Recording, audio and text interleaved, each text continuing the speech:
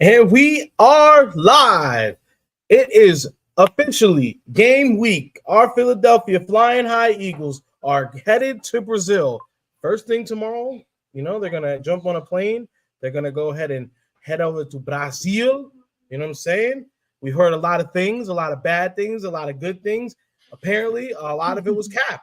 Apparently, everyone is out there. They are fine. I've seen pictures of people jumping in the ocean. Philly sports guy, that was wild. You know what I'm saying? Hey, man, sometimes that's how you gotta come. But I am here with my main man, Cozy, aka Cozy Bryant, aka So Cozy. My boy's sleeping. You know what I'm saying? But he's never not awake. You dig what I'm saying? What's good with you, my brother? You stupid. I'm chilling, bro. Funny enough, I'm actually wearing the cozy sweatpants. You had to introduce me extra cozy. I'm wearing the sweatpants. It's a little cold in the house right now. AC booming. A little chilly. Yeah, the AC. I do have the AC on blast in my crib too. It's a titty bit nipply. Yeah, titty bit nipply. You know what I'm saying? That's how we like to have it in the household. I like to sleep with the covers on, but I like to have my toes out, and I like to have the AC, and I have to have a fan blowing on me. You know what I'm saying? That's how. If it's not like that, it's not official. And if she can't handle that, then I just don't know what to tell you about her. You know what I'm saying? So that's how I knew my wife was a real one from the very start. Bro, you gotta have the blanket. You gotta have the AC. Well, because how I grew up in New England, it was cold in the winters. When I used to sleep with my brothers, he would crack a fucking window. With fucking snowing out, he'd crack a window. It'd be cold, so the cold under the blankets is elite. It's the perfect regulation of body temperature because it keeps you warm inside the blanket, but everything around the blanket is a good temperature. So if the blanket opens up a little bit, the cold creeps in and it regulates the body. It's perfect. It's the perfect way to sleep. Hey man, I cannot argue with that at all. I do need to give everybody a heads up. In about 9 more minutes, I have a fantasy draft that will be starting. So I will be doing that as we are live. That's cool. Me. That's cool. I can actually for help. I can ask my boy Cozy here for some help. You know what I'm saying? Am I moving correct? Should I make some other moves? Tell them what's on the board so you guys can actually be a part of that process. We'll talk a little bit about our Swoop Boys fantasy that we just did our draft this past Saturday. There was some great teams drafted for sure. There's absolutely some great teams that are going to be championship caliber. There are also some very bad teams. Somebody we won't say who yet. Somebody thought auto draft was their friend. They ended up with 3 tight ends before the 6th round. Hold on. Wasn't it before the 6th round? It was like the 6th round. I think it was the 6th. I think it was the 6th. No, wait. No, because he had a tight end already. Yeah. He had a tight end keeper and it auto drafted 2. Didn't it do back to back? I think so, bro. The thing that made it so bad was that, my man's was like confidently said, like, all right, I've got what I need. I got it. I'm about to go in the auto draft. Let's get off the table like that. I got about to go in the auto draft. Get down. Boy. Waiting to see that fan go. Yo, I can't wait. He's gonna be back in the toilet bowl. I love you, but I don't know why you thought auto draft was the way to go. Like, you were in the toilet. Like, all right, I didn't win last draft. I was in 2nd place, but I had the best winning percentage in the whole league. I could see if someone like me, after I got a few picks and was like, all right, I'm good from here. I had a base, especially if you had good keepers. Yeah, he didn't even have good keepers. He had 4 running backs and a tight end. It was bad work. You know what I'm saying? It was bad work. I don't know why. Very weird strategy. He would think that was okay. So anyway, how are you feeling about your team? I'm feeling great. Speaking of, hold on, just because I think I actually drafted this player, but I want to double check before I say it because it does relate to us. I do. I have him. He's on the bench, but breaking news. Shout out Rock. Well, that's actually isn't even breaking news. This is 4 hours ago. Breaking DeMarcador news. Romeo Doubs, Packers wide receiver, was a limited participant in practice today with a hand injury. Oh, wow. So Doubs might not play Friday? Okay. Whoa, what's going on? Enter the live draft. Apparently, there's some issues going on in the draft. Let's see. What using? Live draft positions. And apparently they are fucked. And our draft starts in 7 minutes. I was supposed to have the 6th overall pick. I am now bumped up to 3. The first pick is fucked up. It's all messed up. I'm good either way. I don't get up, so it's okay. I'm about to say I'm number 3, so I'm good with that. Damar Okay. Hamlin's the starting safety for the Bills. It's Interesting. still alive. This is the thing. Everyone wants to play fantasy football. Nobody wants to be the commissioner because when shit's fucked up, commissioner got to fix it. No, after the huddle, we're not drafting right now. We drafted Saturday. We drafted Saturday, but I am actually doing another fantasy draft. This is a group of people that not really in my life, but these are old friends. This is pretty much the last phase of friendship that we have with one another. Everyone's a little too afraid to be like, what are we doing? I haven't seen you in 5 years. We live in the same city. But you know what? We've had this league for a while. Not like our dynasty league, which everyone, goes throughout the year. However, most of us stay in touch. Yeah. So, yeah. Anywho, so you said what did you say about your team? My team? Yeah, how do you feel about your team? I'm very content with my team. I'm very happy with my team. I liked my keepers, and I knew going into the draft exactly what I needed. Mm-hmm. And I ended up trading back, getting some picks for next year, just like I wanted. So that worked out too. I feel that. What up, I feel pretty confident about mine too, bro. I feel like I knew I had a game plan. Honestly, man, game plan came in I executed very well. I was able to go ahead and I started off with no draft picks in the first 2 rounds, and I feel like I made a really good deal with Tim. We've already been over this. I got I got a first this year, second this year. So I was back in the first 2 rounds, which was necessary. I also got an extra first for next year. For Mahomes and Cup, I wasn't a believer in Cup. I don't think he's going to have a great year. So I felt like selling him at that point was good.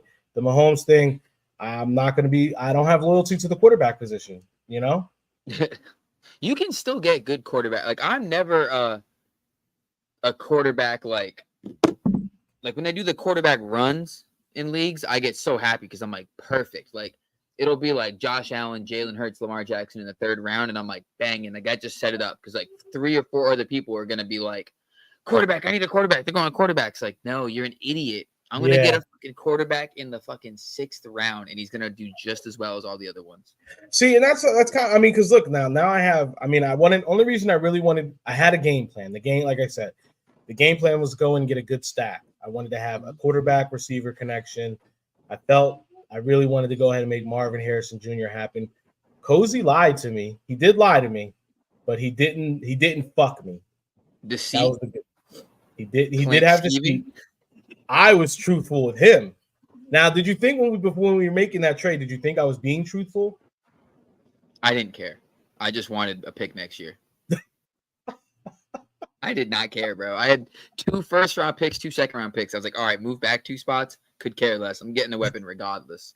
I was going wide receiver. Wide receiver was my goal regardless. And I was considering Marvin Harrison, and I was like, I didn't think he was going to be there because I thought Will was going to draft him.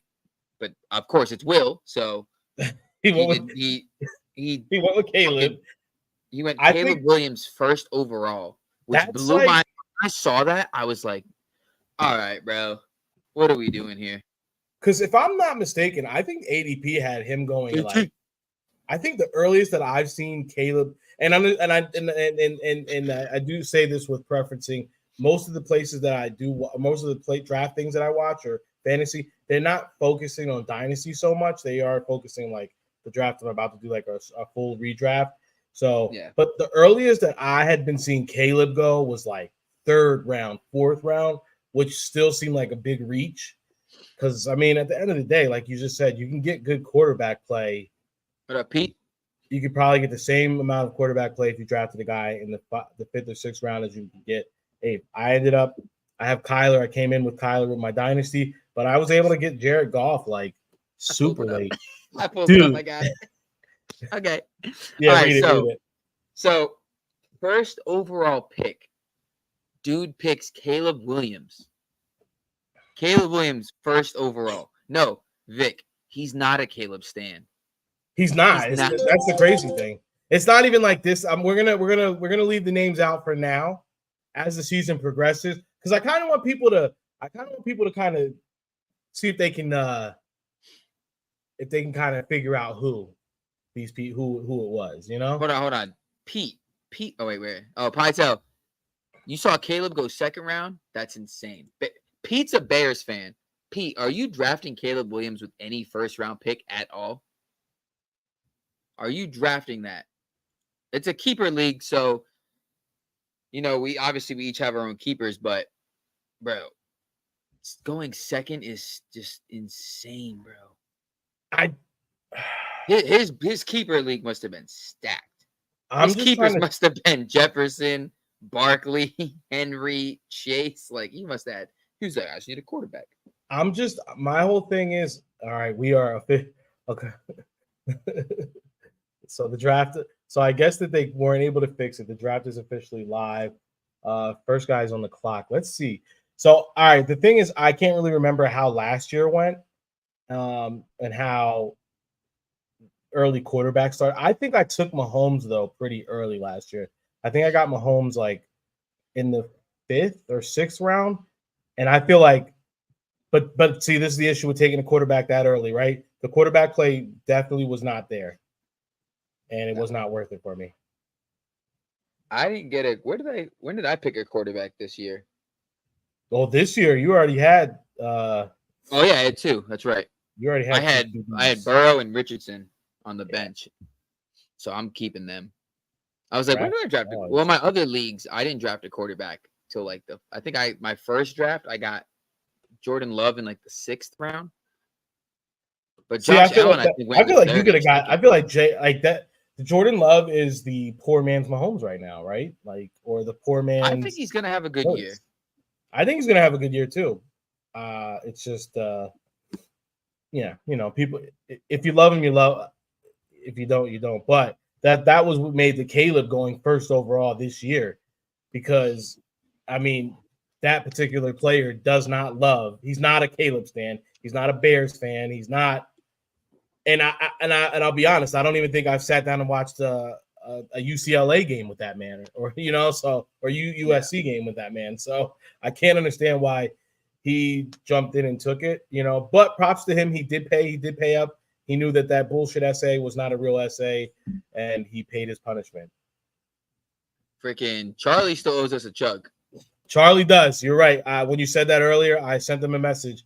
I do understand. He works in a hospital, so I know he keeps weird hours sometimes, but got to keep it honest. I need those 3 shots. 3 shots, or I need a chug. Yeah, that's the new thing now. Yeah. 3 shots or a chug. 3 shots or a chug. It's got to be. Hey, homie came through with the 3 shots in the ketchup cups. I was like, hey, you're good, brother. You're good. Yo, yeah, that's my man Dev. Shout out Dev. Yo, you have to do all that. You could have just did 1 or 2. But 3 out the no, because I said three shots, my boy. But in the ketchup thing, that's a pretty hefty shot.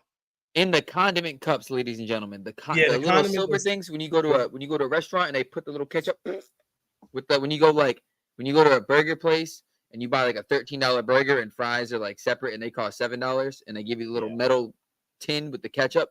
3 shots out of that. You're bugging. It was absolutely insane. And like we just caught from my understanding, he only had to take 1 shot. So like the video just loads in the group chat and he's like, my girl poured me these 3 shots. I was like, oh. No, no, he had to do. I told him 3 shots because you told him 3, that was my thing. I thought only 1. No, my thing was only person I said was good with 1 shot was Tim, because honestly, I would have made the same exact mistake. I truly all right. So did Kyren Williams miss a lot of his the first year due to injury or something? Kyren? He was I think Cam Akers was the starter then. So he just didn't get a lot of play. So that's what I'm saying. I didn't realize that he was not a rookie. I thought he was a rookie. That's why. So what we were trying to, what we had the rule in our fantasy sleep or our keeper draft was you had 4 keepers, and then you had a 5th spot, but the 5th spot had to be occupied by a rookie who from last season, not this coming from the previous season. Yeah. So you got 4. You could have multiple rookies, but you at least had to have one rookie from the previous season that occupied a 5th slot. Our boy Dev did not. He had Kyron Williams. For whatever reason, me and him, I thought he was a rookie. Or no, not Dev. King from 4th and John. He thought he was a rookie. For whatever reason, I did think he was a rookie too. So when I looked over, I didn't think. So I told him, I just need a shot from you. Just one shot is fine. It's not plus because he did do what I actually asked. I said, get your roster down, get rid of the non-keepers. So that was what the whole thing was about. So, but anyone who did not do it what I asked and did it after the fact, you either had to take a chug of a tall tea, a twisted tea, a Four Loko, something of that genre, or you had to do a shot. You had to do 3 shots. I've had 3 shots because that would suffice a chug. You know what I'm saying? You can't just be out here doing one little shot. Honestly, anybody could do a shot. Punishments had to be real. 3-shot limit. You know what I'm saying? That 3 shots gives you equals a chug, in my opinion. I feel like you'll get just as tipsy off of that. Yeah. 3 shots and a chug of a tall boy is pretty good. Pretty good. Pretty good. But look, we're here, and we're here to talk about the Birds, baby. They're officially going to be taking off tomorrow morning, 9-hour flight. They're going to be touching down in Brazil. How do you feel right now, preparation wise? Do you feel like 6 keepers? Damn. See, but we voted on it. I think we had an option of 4, 5, and 6. I think everybody said 5 or 6 was a little too easy. We opted to go with 4, and then we ended up, it'd be cool if we kept a rookie. That way, every year you have like a young guy on your team that you believe in or something. Or salute. Or in my case, hopefully Harrison Jr. goes off. He'll be my rookie this year, so we'll see. But that also adds another level of strategy because now next year I'll have Tank Dell was my rookie this year. So is Tank going to be good enough to keep over like a Hill or something like that? Can I just drink the drink? You can always just drink to drink. Absolutely. We support that here.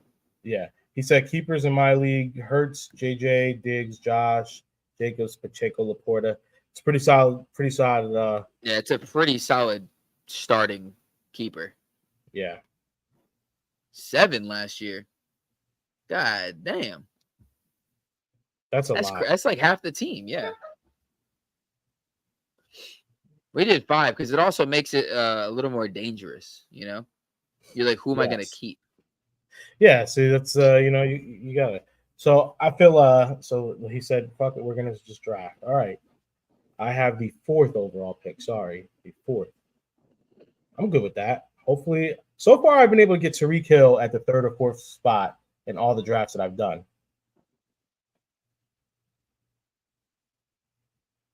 Tyreek?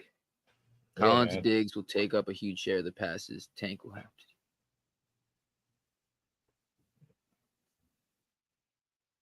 I have all the time. It's like drafting Jahan Dotson. It's like I guess it's like a safe bench bet. Like, okay, like maybe if 1 week like AJ's out or something, you can throw Dotson in for like your flex to try, but like that's not even getting Tank Dell. I don't see Tank Dell. You don't think? Yeah, so? I don't see Tank Dell. I see Nico Collins and Diggs being the 1 and 2. I mean, they are the 1 and 2. I had Tank last year. He was super productive, bro. That's why I kept him. Yeah, but there was no Stephon Diggs. There was no Stephon Diggs, but even when whatchamacallit was starting one there, he still got his. Like, he ended up getting a lot of the touchdown work and a lot of the big plays. Yeah. That's fair. That's fair, JT. My boy JT. Bro, JT, we are so close to that home opener, brother. It's gonna be beautiful. So, all right, let's get into it. Eagles. So you were shocked about the time that they're going to be in Brazil. I thought because I had saw something that they were going to be there longer so they can get like acclimated to it. I But I think guess so. not. Everything that I read, it seemed like Sirianni was trying to get in and get out. Like we ain't trying to stay in the flight not being super crazy. Like this is just a little bit. This is 3 hours more than if they were going to go from the east to the west coast. You know, about a Yeah, five and I a mean half hour flight. This is about a 9 hour flight. That's pretty clear. It's pretty crazy though. Yeah, but you think they're not going to so they're not going to just rest on the flight? I mean, yeah. Take a little Zanny poo. Take a Take little a half nappy a poo. Zan, you know what I'm saying? 13 hours when I land. Bro, I'm sitting sure on a plane for 9 hours is insane to me. I'm sure that all right. So this is I've never seen I know like different teams have different like stuff. So like I know like some guys have like the really nice jets where they got the pride. It's almost like a full, almost like Air Force One. Yeah. That's what I'm imagining these guys are flying on. Just because we know we have Mr. Laurie, such a great owner. Feel like we're going out of international with it, baby. You know what I'm saying? We're going over the border, under the sea. I would think that they're gonna have a nice chartered flight. That's what I would hope. They're having a big a extra big plane I saw. American So okay, Airlines so is getting them like a really big plane. yeah, that's what I'm saying. So they must be on a chartered flight. That's what I'm saying. It's a chartered flight. So I'm sure that you're not just sitting in Jordan Mailata is not sitting in a small chair with no leg room. And he's just counting the minutes, and he's looking over at Jalen with envy because Jalen got there early because he's that's just who he is, and he's in the nice chair that reclines all the way back almost to a bed. Jalen in first class, and Mailata got the emergency exit row. Damn, man, that's the left tackle in the emergency row is crazy, bro. Well, because it's big, they just lift up the arms. He's just chilling, cheeks on two seats. Well, they're like, well, bro. I mean, not for nothing. If we get into some shit and we do have to crash land or something, we need the linemen in those rows to go ahead and get guys, off quick. They're the biggest, strongest guys. They're pushing people out. They're like this. Yeah. Boom. Handwork. Boom. Get it up. So, I mean, I think Huddle just sent me his thing. Who did? Huddle, he just sent me his lineup. His lineup, stat damn, bro. Lamar Jackson, Justin Jefferson, Stephon Diggs, Josh Jacobs, Pacheco, Laporta, Malik Neighbors, Ramondre Stevenson, Javonte Williams, Rashee Rice, Blake Corum, Xavier Worthy, Caleb Williams, Jalen Hurts, with Aubrey as a kicker and Jets defense. God damn. Yeah, but how many people? How many men? How big is the league? I'm assuming 10 or 12. Well, I'm assuming 10. I'm gonna say 12 is the 12 man. Like we're only a 10. I'm not gonna but I hate 12. 12 man. Wow, that's where it's like the men are made. That's where it's slim pickings. I feel like in a 10 teamer, there's a lot of talent to go around. It is, but I just feel like it's just more annoying. I feel like it's more for the tryhards. Like that whole, like you said, it's where men are made. It's like, oh, like we're trying to make it harder. Like just fucking play. Yeah. I want everyone to have a good team. Or everyone to think they have a good team, so there's no excuses at the end when they're like, oh, well, I couldn't get a tight end in the 4th round. You're like, no, you have time. Like everyone gets a good team. It's a 10-man league. Everyone gets the good team, quote unquote. Well, you would think, and then you got dudes drafting 2 quarterbacks, 2 tight ends in their top 5 picks. Yeah, or you end up with three tight ends. I'm talking about this exact same person. Hold on. Should I just say? I'm not gonna say who, but should I just say that person's team real quick? Yeah, let read the team and then we'll dig into the Eagles. All right, guys. So here's the worst draft, the worst team drafted this year in our fantasy league. I'm just gonna go right down the row of every pick they had. First overall, Caleb Williams. Then they did Zay Flowers. Then David Njoku. Then Taysom Hill.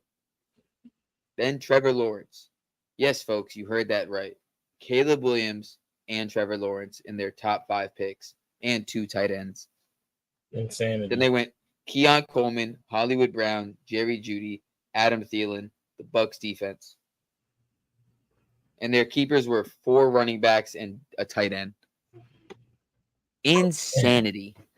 And he took Caleb Williams first overall. I was concerned. I ended up trading with Cozy to get the 3rd overall pick. I was concerned that even with that move up, I really wanted Marvin Harrison Jr. I do believe in the talent. I think he's going to go. But I did think a guy that had all those running backs would go wide receiver. And, well, here's the thing. According to the ADP, Harrison was the number 1 pick in the draft. That would have made sense. But, hey, man. Some people, you know, it's funny. Do you watch Big Brother at all? No, I listen to it. Yeah, you listen to Big Brother? My big brother was Big's brother. Used to be Damon. My bad. So, it's a big social game, obviously, strategy. But there's like some people, like, they really get into the game and, like, you know, they really think they think they're doing way better than they actually are. And you know, understandably so, hindsight being, you know, playing Monday morning quarterback's a lot easier than actually, you know, going out there and doing it. So Some people really overestimate how great they're doing in the game, and they'll just be like coming up and like, because you can talk to the cameras, their live feeds, so people at home like can watch them. So like they'll come up, they'll be like, no one even knows, like, I'm killing this, like I'm gonna win. And it's like, brother, there is a whole 2 months left of summer left, and you are nowhere near. Everyone is about to vote you out. Like, you know. So sometimes that's how this person was speaking prior to the draft. Like, you know, even after being last in the league last year and being in the toilet bowl and losing the toilet bowl and having to do punishment and redo the punishment because they didn't do the punishment the right way, it still had this big like they felt like I don't know, they had this just confidence that I just could not understand. He did. Yeah, I mean, come on, bro. Why else would he? Like, well, when he was talking to me, and then even when he did his punishment, his chug, he was saying how he was about to kill it. And bro, he was in a position, like, honestly, with his keepers, he was in a position to actually go crazy. Like, he could have went Caleb. He could have went Marvin Harrison first.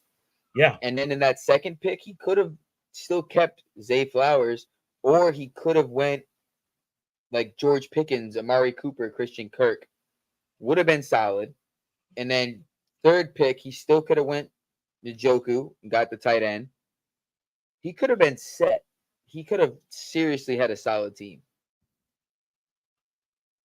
But he just didn't. Man.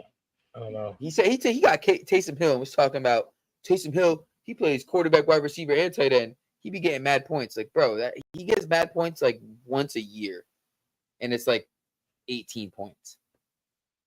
I've put him on my bench for years, and like it'll be like 6 points. He averages like 8 points, maybe. Yeah, bro. He's almost right now. He's looking like a bye week.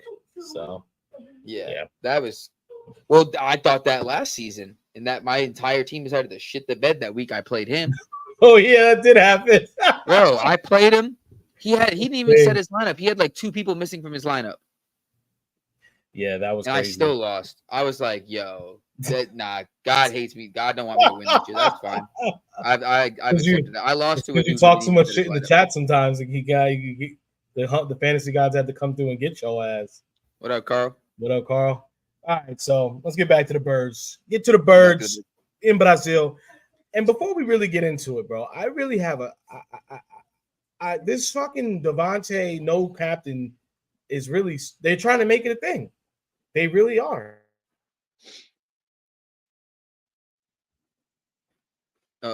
You got muted. No, I was just Lex came up talking to me. Yeah, they're really trying to make this Devontae Smith not a captain this year a thing. Like it's not a story. It's not a big deal. I just don't even understand why people like they it's almost, you know what, man?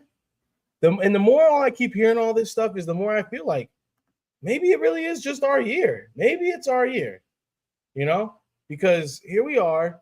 They want to keep putting so much bullshit. Why are we using Walker still? What the fuck? is I think they really want to go ahead and try to like bring up all this stuff. So at the end of the year when we're hosting Lombardi, they could just sit back and talk about how the Eagles overcame so much adversity. At this point, that's how it feels. That's what the NFL script is starting to feel like to me. Yeah. The coach and the quarterback hate each other. They tried to beat that into the ground. Then they tried to go ahead and say, the new narrative, which is crazy now. We're starting to talk to other fans a lot more since we've been engaging with the Instagram a lot more. The new one that I was like, I think you and me were both like blindsided by is that the Eagles had a terrible offseason and we didn't do anything. What? Doesn't even make sense. We had a terrible offseason and we didn't do anything. The Saquon pickup didn't matter, and that's going to lead us into the first real topic here is that I saw a thing about Saquon. So we go over the rushers, right? Like basically the only major change on offense right now, obviously Jason Kelce retiring, and then Jurgens is going to go ahead and take his spot, whatever. So obviously we had to switch on the offensive line. And then other than that, now we have Saquon. Saquon, arguably, in my opinion, let me know if I'm wrong, the best running back we've probably had since McCoy, if not better. If you don't count Notre Dame legend Josh Adams, then yeah, I would say so. Josh Adams. Man, what a fucking that's bro, right there. That right there that's how thirsty we were as fans. That's how thirsty we were as fans that we were horny for Adams, bro. We were so horny for Josh Adams, Notre Dame Eagles legend. That season, I think the big hype was, if I'm not mistaken, was that the same season they're like, Carson doesn't have a receiver over 500 yards? I believe so. Carson didn't have a receiver over 500 yards, but yet still was averaged I think the 4,000 yards or something like that. He also didn't have a running back. Yeah, we didn't have a running back over 500 yards or something. Basically, nobody on the team was productive. However, we were still making it to the playoffs, only to have the season ruined by Carson Wentz finally getting, like, we were finally going to see Wentz in playoff football. And in the middle of it all, goes down with a fucking head injury. Bro, he's not out of the game. It was like the first quarter fucking cheap shot. It was like right in the beginning of the game, bro. We were going to win that game for sure. Dude, and we had to watch old-ass Josh McCown hobble around with a fucking torn ass. Brisket thigh. Bro, fucking brisket thigh, Josh McCown, 47 years old. Go out there and then fucking lose and then cry about how he tried to give it his all. It's like, well, that's what you get, Philly, for drafting a fucking old-ass fucking backup that can't do anything. Dude, it was so fucking based on vibes. Based on vibes, yeah. Like that was literally what it was. Why did we get so horny? That's what happens when your team, and it's so crazy. Like we shouldn't have been that horny because we had just come off of a Super Bowl win a season prior. Like we should never have been that horny. But here we were, horned up. That's insane. That shit made me so mad. That 2019 season was a shit show. I went to the Bears game that year. My first game back at the Lincoln, like years. And then I went to the Seahawks game like a couple weeks later. I got fucking blackout drunk. Don't even remember the game. But we lost like 17-9. And then we lost in the playoffs 17-9 to the Seahawks. Damn. Imagine losing to the same team twice in 1 year to the same score. I don't know why they had our number. Even the Super Bowl year, they had our number, and it was so annoying.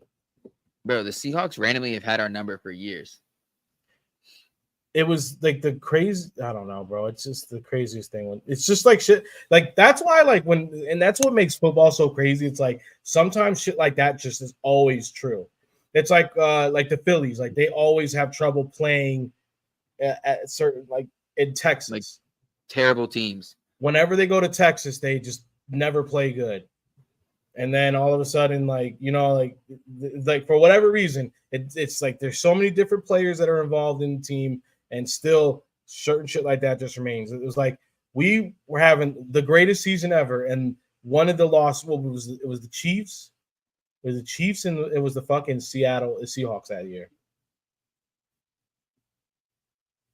The year we went to the Super Bowl? Yeah, 17, 18. And then it was super annoying because I had a friend, he was a Seahawks fan, and like he just got to go ahead and happy Taco Tuesday. Hey, happy Taco Tuesday, Maribel. Is she on the pin a comment so people know to come over to the YouTube? If you are on the Instagram, we cannot see those comments. You have to come over to the YouTube. But Maribel, I switched over briefly, so I did see that you said that.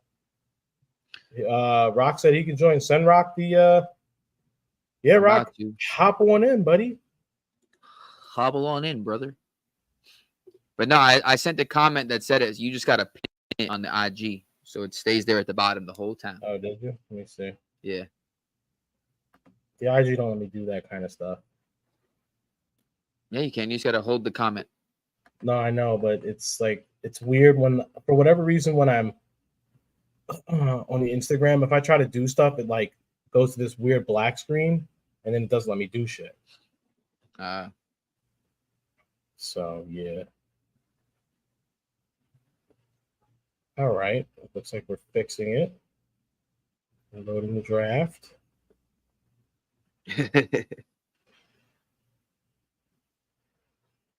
Believe it or not, they had to there do all she that. is.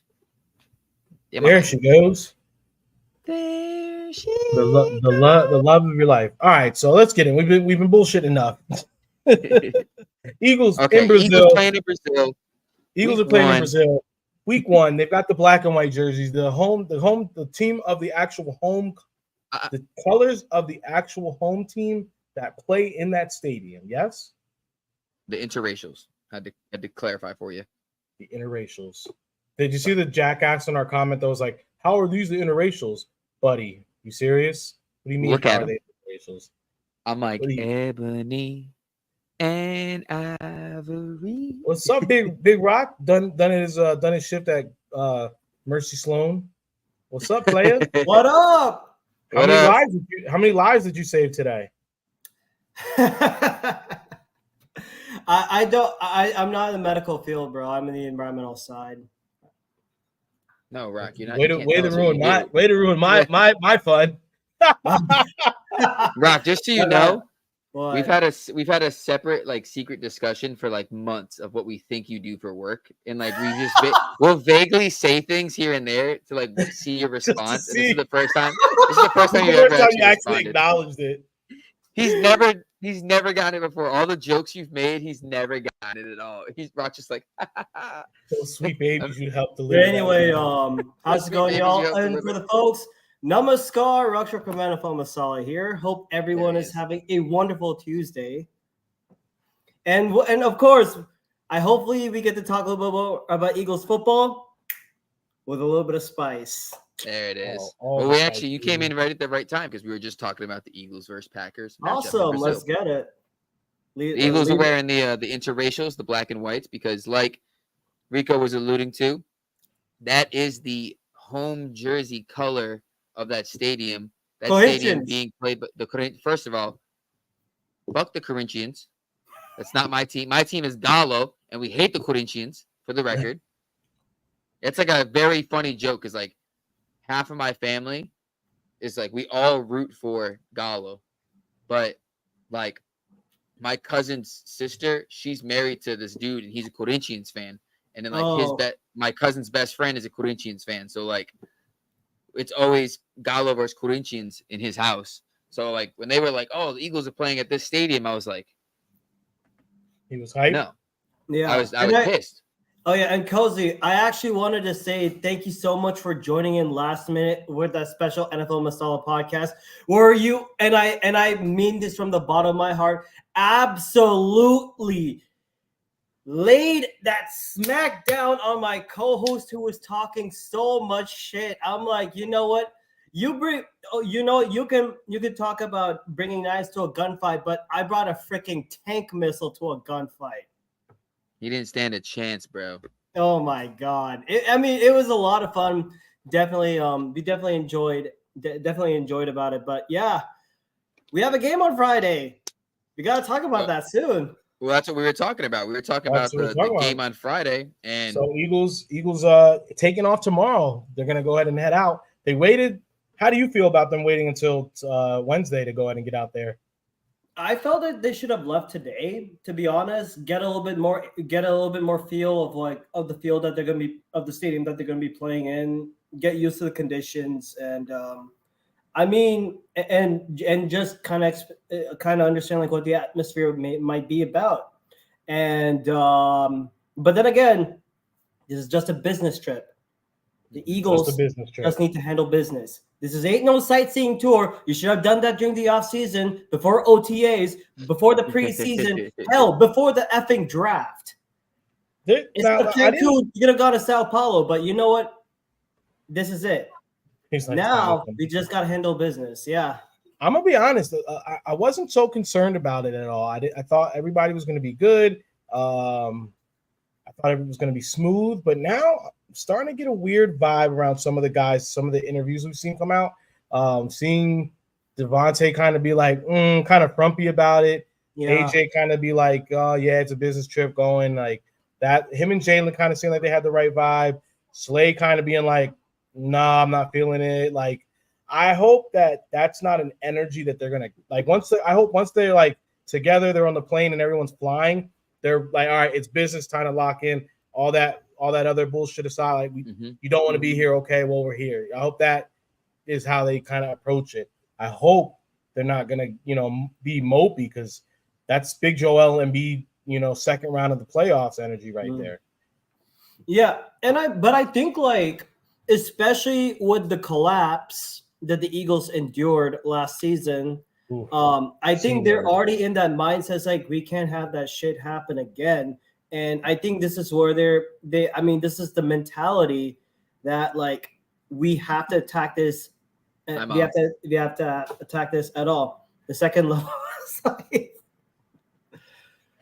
No, I totally agree. I totally agree. They do need to well, let's just get right into it, gentlemen. If you guys were on the Instagram, you saw the post that put up there earlier today. This game is a must-win game. The Eagles, for the energy to be how it needs to be, for like this team to just go into like grinding and getting a good momentum, more than any other season we've had. This has to be a dub. Like we need to leave Brazil 100% with a W. Mm-hmm. How do you guys feel about that? What are your thoughts? Rock, you want to go first? Yeah. I honestly think like 100%. I'm gonna say, and I'm gonna say this. You know what? This is a beat the dome moment from NFL Masala. I'm bringing some terminology in here. I think this is a preview of the NFC Championship game that we might be seeing. Hits it right on the head. We'll come back to that part. I think you're right about that. But I honestly think this, and because this is an NFC. I mean, the fact that we're starting off with an NFC opponent that we might see later in the playoffs, we definitely need this game. We need this dub, not only to ensure that like we have that tiebreaker lead, but especially close to that number 1 seed. If we want to get that first round bye, we have to beat a ton of our opponents in the NFC side and win those tiebreakers. It's not going to be that easy. Yes, we get it. But game 1, get your shit done and get the hell back to Philly. Coase, what do you think? I agree. I think it is imperative we win this game. Not only for the implications you said, where it could be an NFC Championship game matchup. We don't know yet. I have some other thoughts on that personally, but it's definitely one of those things where it's a top NFC team. Yep. They were in the divisional round last year. It's like, okay, we got to come out swinging. We collapsed last year. They went uphill last year. We need to come out and knock them down and be like, what's up? This is still our shit. We were just in the Super Bowl 2 years ago, and y'all forgot about us last year. Y'all had your jokes. That's funny. Jokes are over. Now it's time for business. I think we're gonna win. But the more I think about it, like you said, though, the mopey attitudes they have, I hope it doesn't carry over. I hope it's more just, I hope they're more so angry at, or I hope they take that like disappointment, if you will, and turn it into, all right, let's beat this fucking team and let's get out of here as quick as we can because we got real business to handle back in the States. Mm-hmm. And honestly, I hope they kind of come in with a bit of a chip on their shoulder because technically we're the home team here. However, we're losing a game at the Link this year because of this. So all of a sudden that home field Eagles, you know, that kind of we lose one of those, you know, and that matters, especially with a team like Philly, you know. Oh yeah. We know what the Link means to, you know, play in front of. And honestly, like if you want to know like how big of a reaction like the crowd, like how important of a home game this is, think about it. And you know what? I mean all the disrespect to Texas A&M, calling themselves the so-called 12th man. You don't deserve that shit. The Seahawks don't even deserve that shit either. The Eagles, that's where we're the unofficial kings of the 12th man. We impact games. I've seen it live before last year when I was watching that Commanders-Eagles game, which was way too close for comfort. But we can't all made an effing difference. They both were too close for comfort. We are though, because that's another thing. I know the Seahawks thing is the 12th man, like that's their whole entire thing, but it's also like the entire persona of Philly fans is that the fans are rowdy, the fans are reckless, the fans are passionate about their team, and it's like, okay, so in one breath we are this fan base that is so like brutal to want to play around. Right. How are we not considered the 12th man? Like, how is that? Like, people talk about being afraid to come to Philadelphia to play against us. Like, that's crazy. I like talk to people in all these group chats and everything, and they're like, oh, Philly fans are the worst. And I'm like, no, they're not. Like, in my opinion, Patriots fans are the worst, just on a plethora of levels. But it's just like, I've been to so many games where like you're fine. You can go to. It's not like people think you're like it's gonna be like walking around freaking like Harlem in the 80s or something, or like Chicago. Now, like you're gonna go there and get mobbed. I mean, it's bro. It's for one, it's like unfortunately in the United States, the news likes to fearmonger a lot of stuff and make you feel like as soon as you step outside the country and you go to anywhere else, it's like, oh, you're going to a third world country. It's terrible. You know it's gonna be, and it's like, look, bro, it's like any big city here in the States. You go to New York City, guess what? You can have a really great time, but if you go down the wrong street, guess what? You might meet, you know, the wrong guy in an alley, and he might hit you on the back of the head and take your wallet. Like that can happen right here in the United States. All I can say is something like this: don't do stupid. That's a golden rule. Don't do stupid. Yeah. Play stupid games, you will get stupid prizes, and that is true no matter where you are. Yes. Fuck around. And speaking of the game, I actually did a look of both rosters and analyze like through depth charts. I will definitely bring up this one point, especially with the Packers defense and knowing what the new defensive coordinator brings into the table. I honestly think like this will be a game of matchups, honestly. And I mean, either Cozy or Rico, if y'all can pull up the depth chart of the Packers, like immediately we can tell like which corner, which defensive back is going to be paired on who. And of course, the biggest, and I think this was also highlighted on the Packers-Eagles preview for NFL Masala. The weak spot that the Packers are definitely going to target is the interior side, especially with Cam Jurgens and Mekhi Becton. They do have guys like Kenny Clark who can work in like some kind of stunt forms. I don't know the proper terminology of that, but this is something that the Eagles have to be careful about. And of course, what's expected? We all saw like last year, Jalen Hurts, he doesn't do well against the blitz. That is going to be the big question. I honestly think game one is how well Hurts can handle the blitz, because I know like the new defensive coordinator, he said he's going to try and bring in lots of pressure in this one, especially like looking at some of the preseason games. The Packers have brought in like sometimes they'll bring in like a slot corner blitz. Sometimes they'll come in and rush in with like a proper linebacker spy. It's something that like you have to be well aware of, and I hope that. And luckily with Kellen Moore, we get to use motion. It's going to be big. It's going to be big for us to have that. I mean, just a little bit of window dressing, just something just to make the defense think. One thing that Rock said, and I really want us to dive into it, he said about us possibly seeing them later in the season. And I'm going to say it right now. I think we are on the precipice of a new rivalry. These teams are both young. They're the top. I think they're 2 and 3 youngest teams in the league right now. No, Green Bay is number 1. Philly's number 3. Yeah, so but Philly will be number 1 next year. I mean, once a couple more seasons, we will be for sure. But just the fact that we have these retire. Yeah, Slay's going to retire. I mean, you got to think another draft class. So I mean, but truth is, these rosters are. I think these guys are going to, both have young quarterbacks that both are paid now. We have, they have their man. We have our man. I think we're going to be seeing a lot of battles going forward, for these next, 5 to 7 years, where we're going to have a lot of battles with the Packers, a lot of postseason. So it's going to definitely be interesting. I think that's something for us to be mindful of as well. Yeah. Should I go? All right. Right now, I have not taken a running back, 3rd round, 3rd pick. I have Devon Achane available, and I have ETN. Out of those 2 running backs, who would you guys take? Achane, right? Achane. I don't know about Travis Etienne because O-line is. I just realized I was Insta SMH Go Birds. It's all good, Mark. It is. By the way, congrats to Oregon. Kind of close against Idaho, though. Oh, I didn't see that. I didn't catch that game.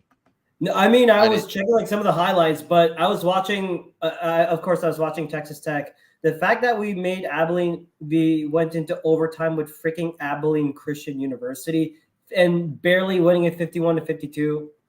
I'm like, yep, this is going to be one of those long seasons. We have a really good offense, but what the hell is a defense? And I hope to not see that with the Eagles like this year. Well, speaking of weakness spins, weak points, I know one big thing that, like you said, they're going to try to attack our interior of our offensive line. On the other side, though, I think they're going to, we know that this team likes to go ahead and use a lot of the screen passes, a lot of like short dump offs. So they're immediately going to go and try to test our linebackers right off the rip. And speaking of which, I actually have the depth chart pulled up for the Packers. So let me try. I've had it pulled up. Oh, I've had it pulled up the whole time. Oh, no. I mean, like, I didn't. Hi. Well, do you mind? Do you mind if you share it? Because I think there may be one weakness that we can try and exploit from this Packers offensive line. You want the offense or defense? Let's show me the offensive side. All right. So offense. Well, Romeo Doubs was injured today in practice, so we don't know if he's going to be starting. Questionable at the moment, but I'm looking at their offensive line. If you look at their 1st round pick, Jordan Morgan, the right guard. Guess it's already licking his chops. He's 2nd on the depth chart. The right guard starter is Sean Ryan. Sean Ryan, but then again, we don't know that much about Sean Ryan. But do you think Sean Ryan would be the guy who can stop against Mr. Jalen Carter? He's not, but there's someone else on the depth chart that I don't think he'll get any snaps because he's secondary. Right. But if he did, if you look at the backup left tackle, you'll see a very familiar name in Andre Dillard. Oh, yeah. Andre Dillard. Old friend of the old friend. If Andre Dillard ends up starting any snaps, oh, my God. Eat. Josh Sweat's about to be like. Oh, no. Bryce Huff is going to be like, no, you had your chance, Josh Sweat. Let me get in on the fun. Bryce Huff's going to be like, let's switch sides. Let me go over there. But then again, like we have to understand this is kind of a Matt LaFleur, Kyle Shanahan type of offense. So as you were saying earlier, Rico, we could be seeing But I mean, I believe there could be some chances for we'd be seeing like a lot of jet sweeps, especially with Jaden Reed and Dontavion Wicks. I would not be surprised if Christian Watson is involved as well. All right, right now I have my team. Right now is Jamar Chase, Marvin Harrison Jr., Devon Achane. I'm on the clock. The next best player it's saying is Jalen Hurts. Take a quarterback in round 4. So what you have to go running back or quarterback? 100% go Jalen Hurts though. Yeah. Best running back right now is Mixon. Joe Mixon. Take Jalen Hurts. I'm taking Hurtsy, baby. Yeah. Punch it. Easy. I got my quarterback. Easy. Mixon. I think I'll be able to get Mixon on the next go around. Mixon, or you could try to pick up like Michael Pittman Jr. is still there. What the? Singletary. No, Michael Penix Jr. is going to be Pittman Jr. Pittman Jr. Oh, Michael Pittman Jr. Oh, dude, Malik Neighbors is there. Lamar Jackson still out there. I'll take Jalen. It's all right. Do what works. Yeah, I would say look up another running back. I like balance. I like to go 2 good running backs, 2 good wide receivers, and then I fill out the rest of my team. Well, I can still look, bro. There's Joe Mixon, there's Cook, there's White, and there's Kenneth Walker III out there still. Is Pacheco still there? Pacheco went in the first round, bro. A reach. How does Pacheco go in the first round? I'm playing with I saw someone draft Pacheco 2nd overall. We saw someone draft Caleb Williams 1st overall. And no, I was hearing that. I'm like, what in their right mind does it? I'm not even playing fantasy this year. You don't do that kind of move. Yeah, you don't. Hey, Rob, it's have to take over next year. Players like that do that, and you mess the draft up for everybody else too. It's like, bro, come on, like, yeah. There's an unwritten rule about certain shit. It's like we're not doing quarterbacks in the first round. It logically makes no sense if you take a quarterback in the first round. None. You have plenty of time to get it later on, unless someone starts like, oh, let's screw up everything and take one. There's always one guy that thinks he's about to reinvent the fantasy wheel every draft. Oh yeah. Yeah. So yeah, I think we're going to be seeing these guys a lot. I think it's going to be become a rivalry again, bro. Like I can't think back to when this right now. I thought it was the first year we went to the Super Bowl with Hurts and stuff. I thought we was going to see a lot more Chiefs, and I'm sure we'll cross that bridge AFC wise. Like I'm sure they're going to be there, and I could see the storyline is going to be kind of crazy, like us waiting on like them. I don't know. But yeah, I think like one other person like I would also keep in mind of like this Packers offense. I think the linebackers have to keep an eye on Josh Jacobs. I don't know if it was like already addressed earlier, but Yeah. No, go ahead. No, but like Josh Jacobs, I believe he's going to be that number one worry for me. Unless if you want to make this entire Packers offense like one-dimensional, especially with the pass, yes, they may dial up play action, they may focus on the jet sweeps on the other side. Try your best to neutralize Josh Jacobs. That's honestly, it's super important because one of the best things that Love's like really good at. Right. He can fire the ball. Like he's got a quick release. He doesn't really need this. He doesn't need to step into it and launch it. He can fire from the hip. Like he's a real gunslinger when it comes to like being able to just get it out. So I think you're right. If you bottle up Jacobs real quick and you force Jacobs into pass pro instead of being able to like unhitch and be able to do something underneath real quick, that's going to be major for us. And a lot of their offense is built and predicated off. Obviously, most they say you run the ball, but a lot of what they do is once they get the run established, they're able to, that's when like they're almost like the 49ers in that way where like they start doing those quick passes 100%. And then it's like 1,000 paper cuts. It's a variation of the Kyle Shanahan offense when you have Matt LaFleur as your head coach. That's 100% from there. I think the biggest thing is the tight ends. I think the tight ends are going to be Tucker Kraft and Luke Musgrave. I honestly I think like Musgrave is going to be the biggest focus. So work this scenario with me. If you're going man-to-man coverage, like just say like you're going straight up man, I don't think you put Quinyon Mitchell nor Avonte Maddox out there. I think you put CJ Gardner-Johnson. You put that man on. You put CJ Gardner on him. Yeah, absolutely. I wish Sidney Brown was healthy. Sidney Brown, go light him up. Just go fucking light him up. Well, and then this goes back to what we were saying about the linebackers just being able to I know I've seen a lot of like people saying Nakobe Dean should start this game.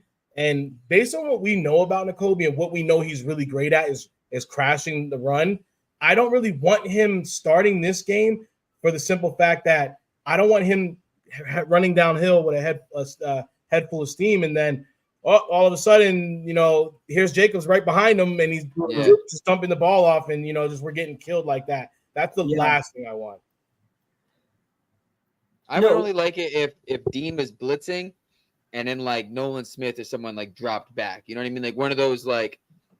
It looks like he's not really showing blitz, and then Dean just kind of like go, and just takes off and just fucking runs. But while he does that, someone on the edge dumps off. Okay, where's Jacobs going? Like follow Jacobs. So like, someone's unblocked, and you force Jacobs, like you said, into that pass protection where he's like, oh shit, someone's coming. I wasn't expecting that. I can't hit this little flat route because Dean's coming up the middle. Pause. Yep.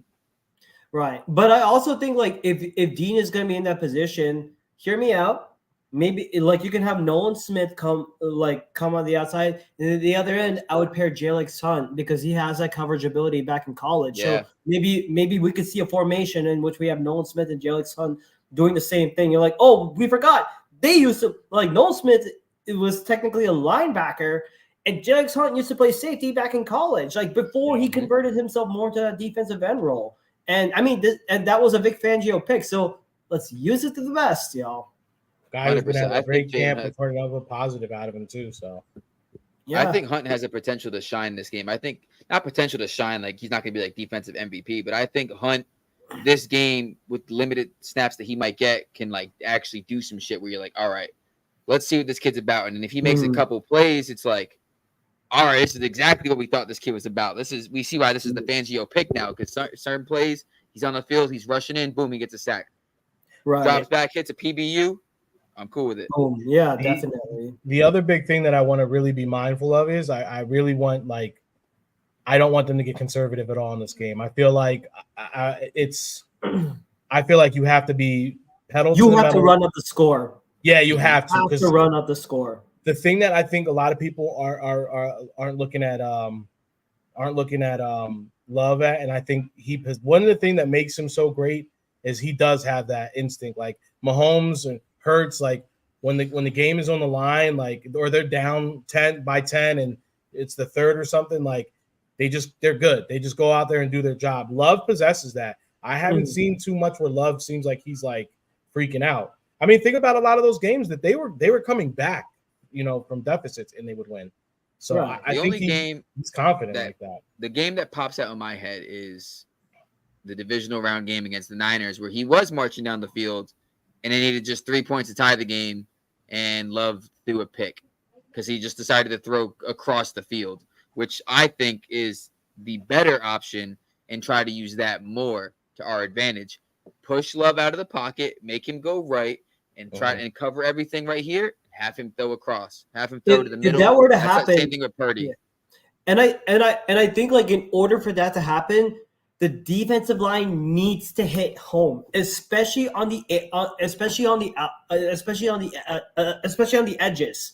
That is for sure. And of course, and yes, I think like there will be a different role for Jordan Davis, but I honestly think he needs to be the most important player on that defensive line. Not only is he going to be needing to take up like the double teams from the interior tackles, but at least try not only to stop the run, try and get at least a quarterback hit. If he's able to generate some kind of pressure, which I mean, if he allows and it's allowing like Jalen Carter to hit home and all that, I say, hey, that's a job well done from Jordan Davis. Keep at it. And not only when you're shifting at the line pocket, I would say you need to have like linebackers like either Zach Bond. And if Nakobe Dean is playing at that particular situation, I'm saying you either go Zach Bond or Devin White. Oh, no, correction. You put Devin White in this game, in that play. If we're putting in if we're generating some kind of blitz package and we're forcing Jordan Love to go to his right or to his left. And with that being said, another important aspect, the defensive backs have to be on point. Yeah, absolutely. Yeah. One big thing that I want to I know you said you would like to see like Smith dropping in the coverage maybe. While I think immediately another thing I would try though is immediately if we're seeing that they're double teaming Jalen Carter, I think immediately and I think it'll force Josh Jacobs to go ahead and have to pick up, like I said, pick up in the pass pro. I think immediately if they're sending the double team at Jalen Carter, I think you use Nolan. That's where his speed is the thing. I think you use Nolan Spitz. You just have him as soon as the double team comes in, he's shooting that gap and he's in the back. You know, I think that's where we're gonna see him like thrive. I think that could be great for the kid. Okay, I can imagine that. Yeah. Yeah, like coming off the left side, have like Smith right there, and then or if anything, do one of those I forget the name, like the loop. Like if they're double team here, go like this and have him come in. Yeah, they like kind of almost the stunt. Yeah. Have one of those because you're not expecting it, and then have a defense, have a setup where it's like, I would like to see this setup. Hear me out. It's 2 safeties on the field, so we'll have like Chauncey and Reed. So cover 2, kind of like a cover 2 base. Yeah, cover 2, and then we'll have Slay obviously, and then Ringo covering 2 wide receivers, right? Yeah. 5 guys up front. 5 guys up front, and those 5 guys: Jordan, Carter, Milton, and then on the edges have 2 fast guys. Have Jalix and Nolan, and have Jalix, and then let me see, hold on, 9, 10, 11. And then have Dean and Vaughn, because Devin White's bigger. He's a little more. I feel like Vaughn is faster. Have Dean on the same side as Nolan, which would be the left side. Yeah. Have Dean rush in for the blitz, and when it'll force Jordan Love. Like I said, it'll force Jordan Love to his right, and then have Jalix Hunt hit that flat. So I know this may be a little bit. Here we go. I got myself a whiteboard, so I'm trying something new on this one. So I like it. So I'm trying to figure out like where the 11th person is going to be like our X. So maybe we have someone like I don't know. I don't have a whiteboard. No, because we have 2. If we're playing cover 2. Safeties are right there. We're going with 2. Are we going with a dime package? Have that other safety to your left. Have him down a little bit. Yeah. Have him down just a little bit. He's going to be cheating, almost like selling the blitz right there, and then and no, but really he's probably the one that's going to drop. Yeah, this will be like our dime package, like right there. Like, yeah. I'm like, do I gotta? I think it looks something very similar to that. And one thing that I think people are really not paying attention to is they heard Fangio say it, but they're not really honing in on it. The young guy is going to play. Quinyon is going to be playing inside and outside. So depending this on could be Quinyon right there. I can see Quinyon taking a lot of snaps from this area. Then that will be our slot corner. They kind of like that, right? Yeah. Yeah, but I think like if we go into a dime package, or like basically we go into like a 4-2-5 set, then I could see Quinyon coming in such plays like that. Then Slay and Rogers being on their side. It's all a game of matchups. Depending on how, but like if they're gonna go to like, like they're gonna be able to go ahead and switch it up so much where, like the young guy, basically the young kid's got the young feet, the young legs. That kid ain't getting tired, so we're gonna use him as much as possible. We're gonna get these other guys to sub in and sub out. Yeah. He's gonna be able to go ahead. I think what they're gonna do is Slay. You're gonna take who do you think is the best player? Slay's gonna take that guy away. And okay, go ahead. I think with this being said, I can answer that question for you. If their best player is gonna be Christian Watson, you got to put Darius Slay on him. You have to put Darius Slay. Yeah, because I think I think we've heard like, oh, they have like a bunch of number one. They have like 6 wide receivers that can be like number ones or like that can feel like their own basketball team. But if we really want to know who their biggest threat in the wide receiving room, that has to be Christian Watson. Big bodied, has underrated speed. I would put Darius Slay on him, and if needed, I would try. And if you will really want to go with that route, and you really feel confident in your young guys, hear me out. I put Keely Ringo on him. I love it. Keely Ringo physical, has the speed to be able to hang with the speedsters. Like, I'm not mad at it at all. Meet him at the line, put some pressure on these guys. Like, we gotta smother them. Like, you have the defense. It's gonna be a defensive press battle. coverage all the way. You have to play tight press coverage. If you play, I mean, I don't care if you play man. I don't care if you play zone. Press. You have to be able to press, but don't get too handsy. Don't give the excuse for ref to to throw the flag. Don't need to do that. But now that's another thing that I think not a lot of people are thinking or talking about. I'm interested to see how these refs are going to be. Different country. How this crowd, like this crowd. We don't know how this crowd. I don't know if you've ever like seen like soccer, if like Mexico, like something like that. Those guys get crazy. They get rowdy. They will go after. Oh, yeah, perfect. Okay, yeah, Cozy, like yours is better. Yeah. Yours is better, Cozy. Let's go with that. So this would be Jalix, right? Oh, sorry. Yeah. This is Jalix right here. Yeah. He goes out into the flat. This is Dean rushing right here. So they're all coming this way. Pause. Forcing Love to go this way. But Jalix is covering this flat right here, and this is Ringo covering the wide receiver wherever he may go. Follow him. Yeah. This safety's coming down here in case this receiver tries to come this way. We've got a safety right here to cut anything off. Bond is right there in the middle, so he can kind of figure out either way. But Dean's going this way, and then same thing. This safety's here to catch anything, and then this Slay's following this guy here wherever he may go. But they'll force Love to come this way, and then it's like, all right, where's Jacob? So it's like you can. Jalix is still here to protect, and then like anyone here, the safety can be here to help with anything, and this guy there too. So it's like you want to just force him to go this way, right? And everything still come crashing towards him. And I think like especially like if you show that, can you show that formation again, Cozy? Or yeah, it's a little messed up, but no, it's fine. But based on what you're seeing, like especially with like the safeties having one safety to come and help that one corner. Yeah. I think that safety has to be Chauncey Gardner-Johnson because he has to because he's good in coverage. Have Reed Blankenship sit back and beat a tackling machine whenever he needs to. He doesn't, and like if he needs help, gotta help the man. You cannot leave him in single coverage because he didn't show he could do that last year. No offense. I would agree. It would have to be Chauncey to do that. Or another switch on that is have Chauncey closer, like he's in the box. Yeah, in the box safety role.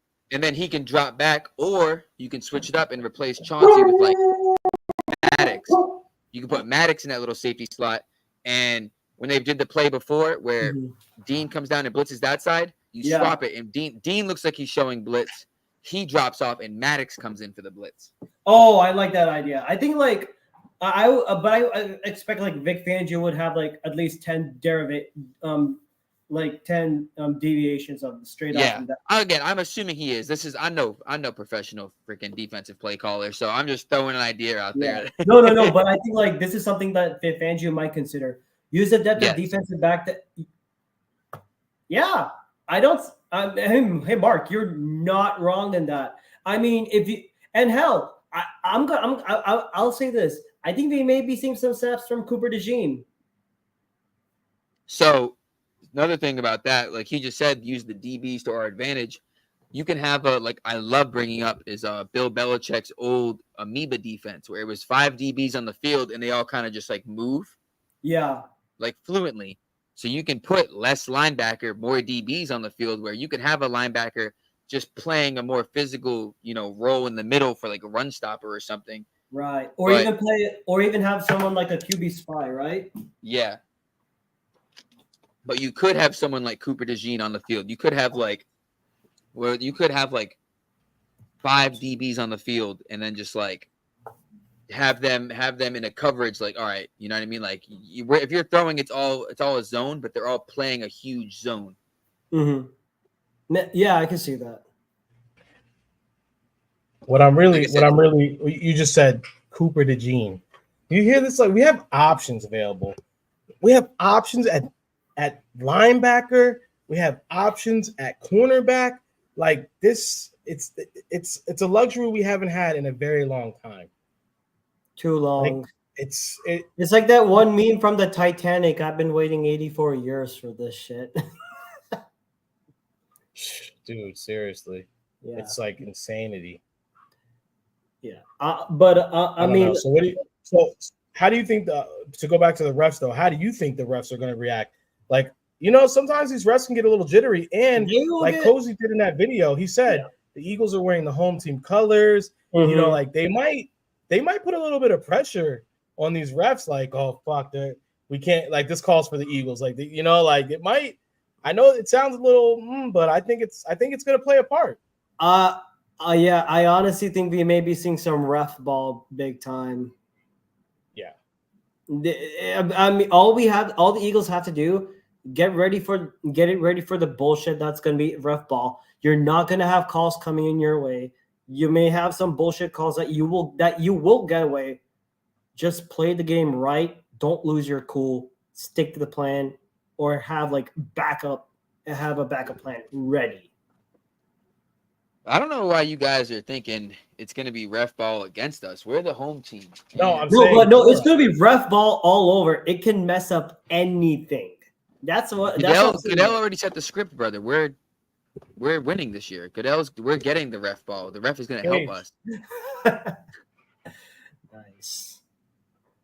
Do it. That's the mentality I'm putting into the universe. Newport Ellen, 47,000 seats. What are you talking about, Mom? Oh, that's how big the stadium is? Oh, in Sao Paulo? Damn. That's small. That's kind of small compared to the Link. The Link. Are you sure about that? Yeah. No, the Are you Link sure is about that, Ellen? Yeah, I don't know. I think that stadium's way bigger than that. Yeah. No, I agree with you on that. Yeah. Oh yeah, and yes, I did. Right, well, yeah. 49,205. It's also a soccer stadium, guys. Interesting. My only concern is, why didn't they play this in Rio? So I talked to my cousin about it, who's Brazilian, and he said what they did was the way the teams were probably like bidding on it, and Corinthians, they're like a poor team. So they were probably like bidding around the stadiums, and they were Rio was probably like, listen, like you got to pay us $3 million, and Corinthians was like, no, we'll do it for 1.5. Come here. And the NFL was like, cheaper for us. Sounds good. Yeah. Other than that, I have no idea why. There's no actual connection to. We will take that. Yeah. I'll take it. I'm pissed. I'm pissed at that stadium. That stadium to me is like, if Rock, if it's like if the Indian cricket team came and they were like, God, dude, like we're playing at AT&T. Good Lord, yeah. I mean, no, if you wanted, it would be like an Indian cricket team playing at I believe right now, like the largest stadium in the world in India. I think it's like the Narendra Modi Stadium. Just No, I'm saying yeah, but I know what you mean. It's like if India was playing at the Cowboy Stadium, you'd be like, fuck. I gotta go there. Dude, no, it'd be instantly packed just like that. Yeah, you'd be pissed. But you'd be pissed. You'd be like, "Fuck! They're playing at my rival team stadium." Yeah, I don't want to. I want to go see my team, but like, I don't want to see them play there. That's Corinthians to me. I don't want to see. I don't want to see Corinthians. Go play at Gallo Stadium. Yeah, I'm about to put on my Gallo jersey for the rest of the pod. It's a nice jersey. Yeah. Actually, I was like, you know what? I'm going to. I drafted Harrison Butker in our draft, and I'm going to do it again in this draft. Do it. This is a pick for the American family. Bro, when you said that in the chat, I was dying, bro. Bro, tell me that wasn't the funniest thing. I was like, what is this man on, bro? And then you just started, and then you. Good Lord. Yeah, I did like a paragraph of. Nice. I like that. Nice. Gallo. It's a rooster. That's the mascot. So go Birds. Go Birds. Go Birds. Go Birds. That's a pick. Atlético Mineiro. So all in all, I do think it's going to be a battle, but I'm not going to lie. After sitting here talking with my fellas here, I'm kind of feeling like the Eagles are about to go out here and handle business. Yes. It really the number one thing I really think about is Cozy's video from earlier this week about when you really break down the skill positions, like, look, I think Jordan Love is going to be a guy. I think he's going to be around for a minute. I think he's going to be great. But when you look at the skill positions, Josh Jacobs is a great running back. I know he had a down year. He's definitely good, but the Packers don't. He was in Josh Jacobs was in purgatory in Las Vegas before he moved over. Let's correct that. He was. He absolutely was. So I see that, and then I think another part of that though we're looking is besides the running backs. I'll say they cancel each other out. I do think Barkley is a better running back than Jacobs, but I'll just say they cancel each other out. Okay. When you look at the receiver bar for bar, it ain't the same, bro. It ain't the same. I'll say this: Packers receivers and Christian Watson, Dontavion Wicks, Jaden Reed, they're good. They're talented. Don't get me wrong; they're talented, but they are not in the same level as Swole Batman, Skinny Batman, Jukey Batman. That's what I'm calling Jahan Dotson now. Listen, I like it. I have a better idea. Let's get off the Batman thing. It's a new year, new thing. All right. I like it. It's the nostalgia, but I feel like Philly they fall back too much on like the we had success that one time and we said these things. Maybe if we say all of them again, we'll win again. Like the hungry dogs run faster. If this is true and this is true, then this must be true. Philly's playing the freaking Dancing on My Own song. Like, look how that worked out. Such a good song. You know what I'm saying? You had my Texas Rangers playing Creed after freaking winning the World Series. I'm like, good Lord. And now they're watch your mouth about Creed. You watch your mouth about Creed, all right? Creed is eternal. No, Creed, no. I started listening more to Creed after the Rangers won. I'm sick with arms wide open. Can you take me higher? Come on, man. It's like it's beautiful, you know? Beautiful music. Intoxicating. But that's my beef of Philly. No, it makes sense. But like repeating the things. But I do agree with you. I do agree. I do think we kind of get stuck in the nostalgia at times, and like it goes back to like you always say, like bringing old guys back, guys that like they were once great or had a good run, just beloved in the city. You know, like no, former players. Like former players. Like they played here once and they had like a couple good snaps. Let's bring them back. Like, no.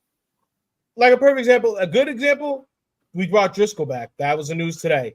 Driscoll is back with the team. But I feel like when we needed them to fill in, I feel like Driscoll was very serviceable. I feel like he did his job. And an offensive line that we are a little short, I think he's a great option to go ahead and have it. He knows he's played alongside of those guys. So in a quick pinch, I'm good with that. Like that makes sense. Line, you know who we also have it ready to go? My boy from the Michigan University, Trevor Keegan, who, by the way, did you know that he allowed 0 sacks in his entire career in Michigan?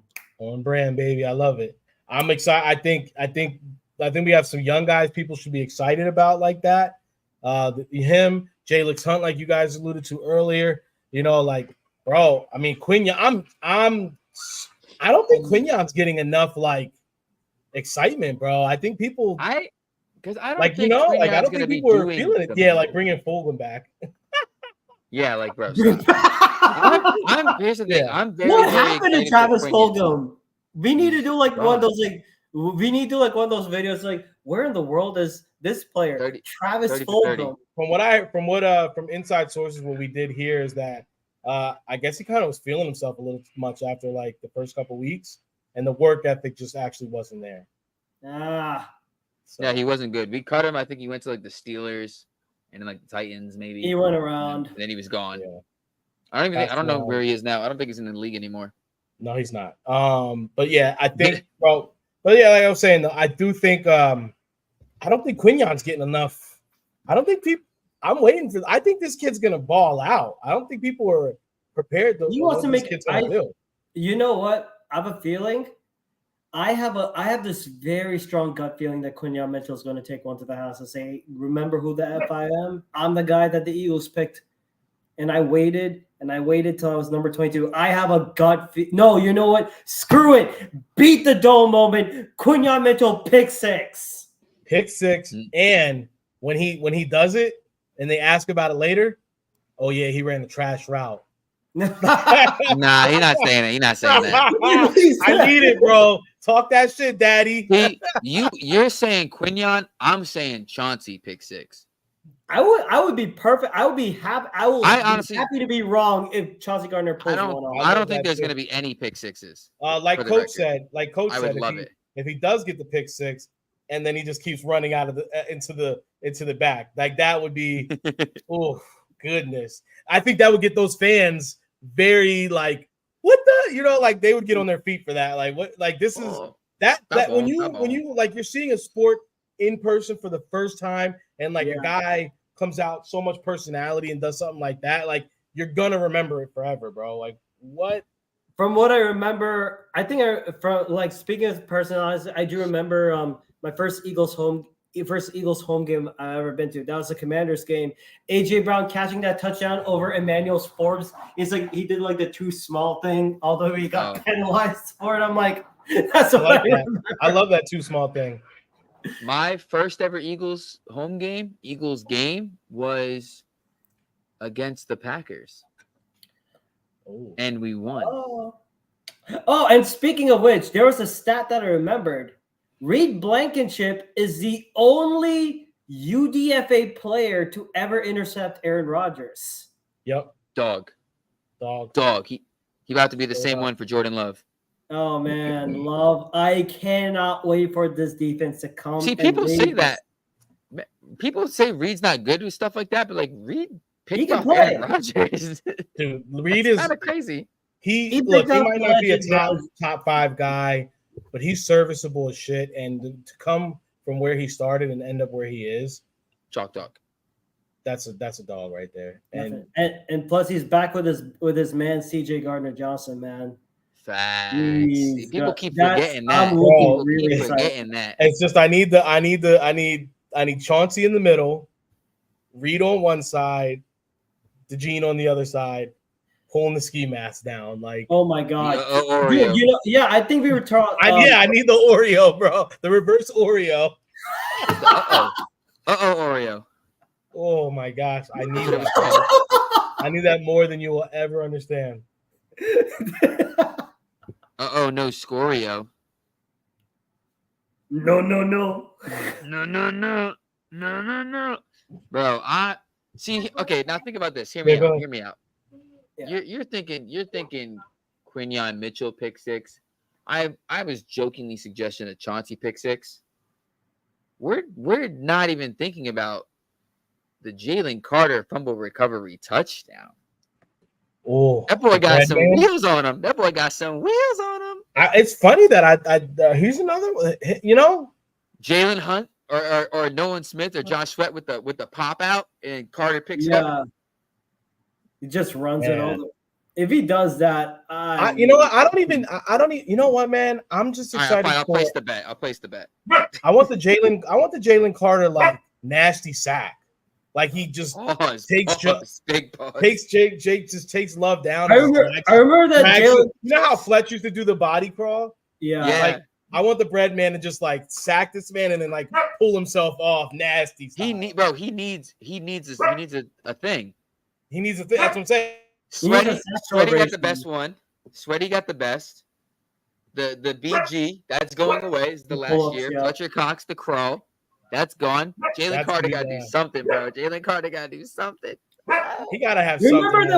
Remember that one playoff? Remember that one game, Georgia versus LSU? Jalen Carter, I think he was the one that got the sack on Jaden Daniels. And at the end of the play, he's like holding up and hoisting it like a trophy and holding the guy.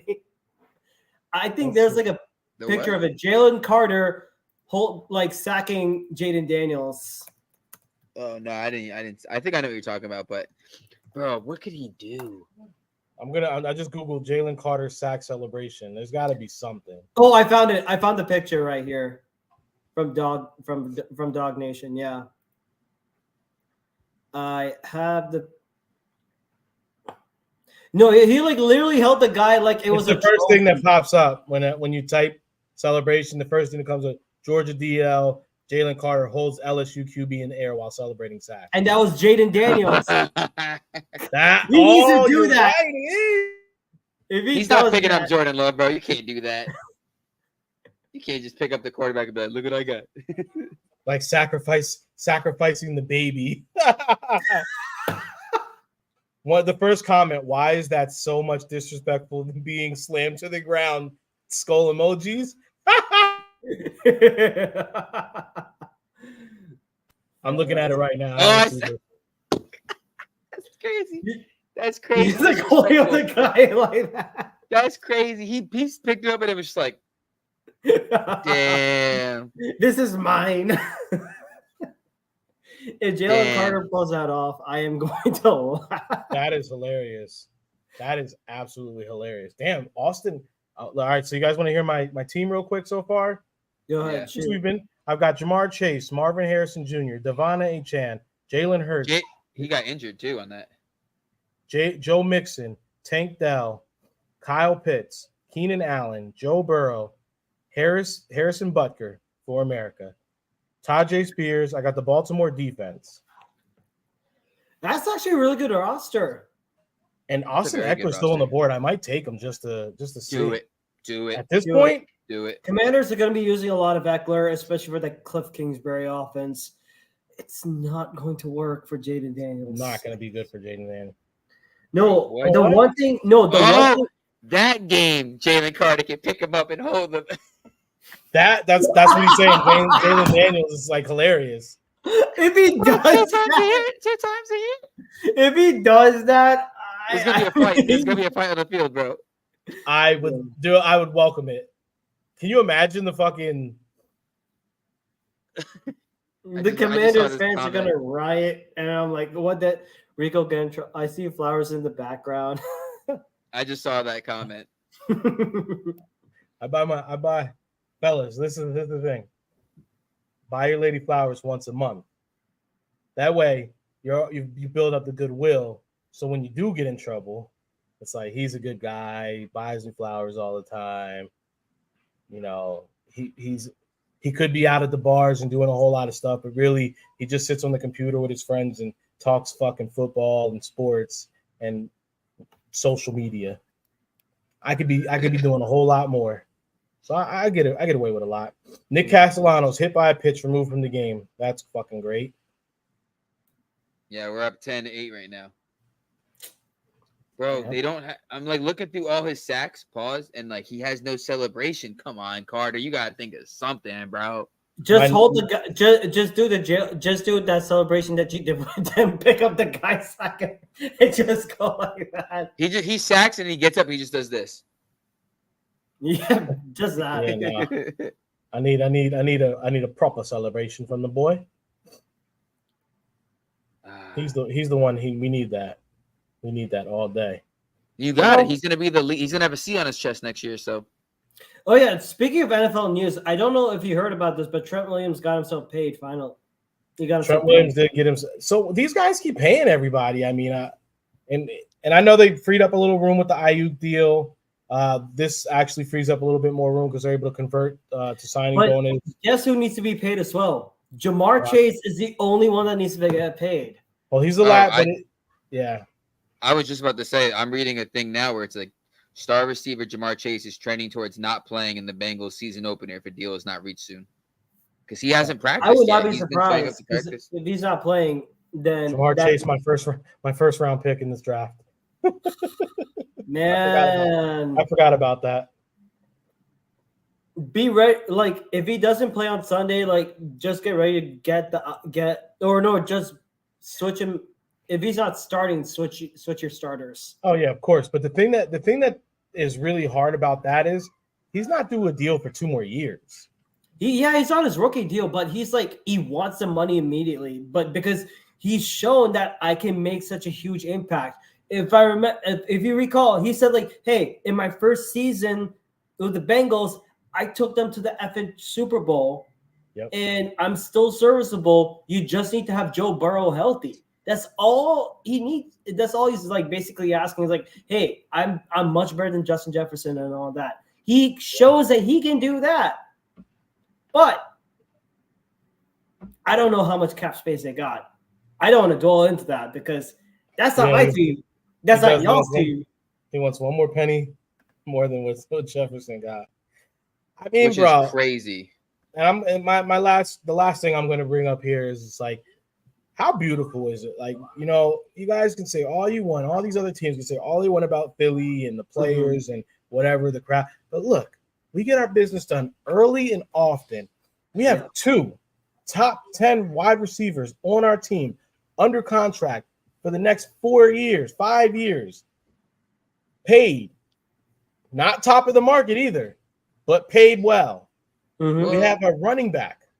Not paid top of the market. Paid well. AJ is, but both of them both paid well. No, I'm saying AJ is top of the market. AJ technically is, but it took the extension after the extension. Like, Yeah. So it's not. It's We have 2 receivers getting over 25 mil a year. Yeah. So how he does it. But yeah, two receivers getting 25 a year, while guys are over here making almost 40, 36 million. Come on, deals. But out producing most of them. Right. That are playing most weeks. Mm-hmm. We're able to go and get a running back that's going to make a difference. 100%. Making the bank. Yeah. While keeping the core. As to why. While we're keeping our core, we're also upgrading it. That's how it is. I'm confused still how he's getting paid that much. And as we are entering into the season, Howie still has just over $20 million of cap space that he can do something with, or he can roll over. And guess what? It's going to help a lot next year. Mm-hmm. Mm-hmm. And Howie ain't done. Howie's not done. There's definitely one more move. And it might come, but you know what? Patience. It might come right before the deadline because Howie's always involved. All these clown GMs. 100%. Mark, every time.